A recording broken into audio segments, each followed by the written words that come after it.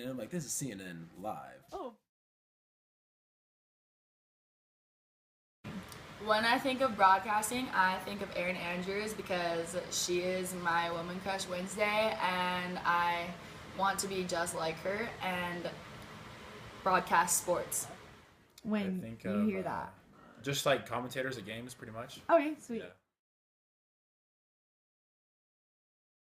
Awesome. I feel like maybe biased ideas. Maybe forgetting your script. People that get stage fright. I don't know. Just something like that. You know, Corey's a wise man. I have to agree with him. Sometimes the bias can be an issue if they're biased towards one person or another.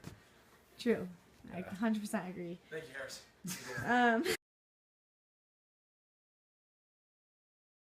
It Or, like, kind how of much do depends you on trust what it? I trust, or it depends on like what the topic is. Like sports, yeah, because usually they're going off of facts or statistics. But like with news and like newsworthy broadcasting, I think sometimes the government regulates what they can broadcast instead of telling the full truth. So I think one of the biggest things is like credibility and knowing if you can trust them. So, I yeah. agree. Her. I would say I will obviously like look at if it's either CNN. I know it's gonna be very liberal. Fox News is gonna be very conservative. So I kind of know what's gonna be what they're trying to like. Like their biases Yeah, their already. biases. Yeah. So. Okay.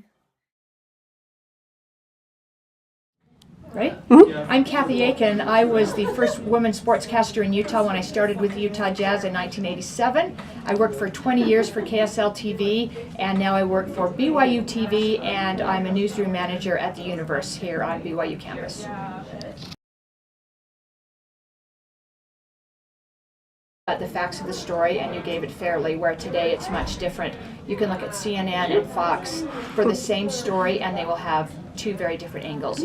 So sadly it's really changed. I think everybody has a built-in bias, but today they're showing it more and more, which is really unfortunate. That's why I think it's more important than ever that everybody gets their information from multiple sources, so you try to get the real story, because sometimes started with the Utah Jazz many years ago. It was actually 1987. When I actually began as a receptionist at the company, because I knew they were going to be opening up a broadcast department. So it was kind of my foot in the door. And about a year after I started, they opened up the broadcast department, and I kind of moved over there as a producer, and that's how I got started. Okay, at the Utah Jazz or With KS? Utah Jazz, Okay, yep. that's really cool. Was Yep. that through KSL?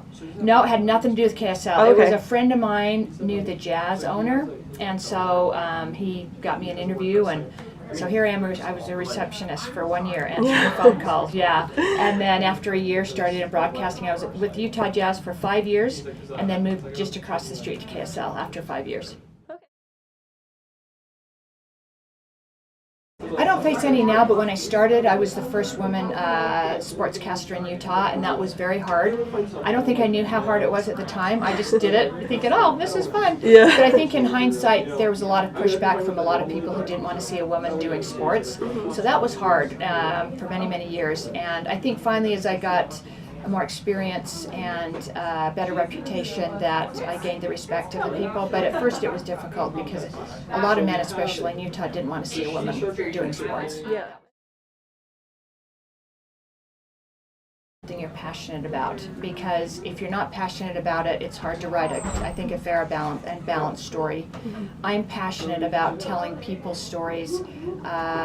We started a new thing in the paper this semester called Good in the Universe, trying to find people who are doing good things on campus and in the community, because we need to hear those stories. We need to show and highlight people that are doing good in the world.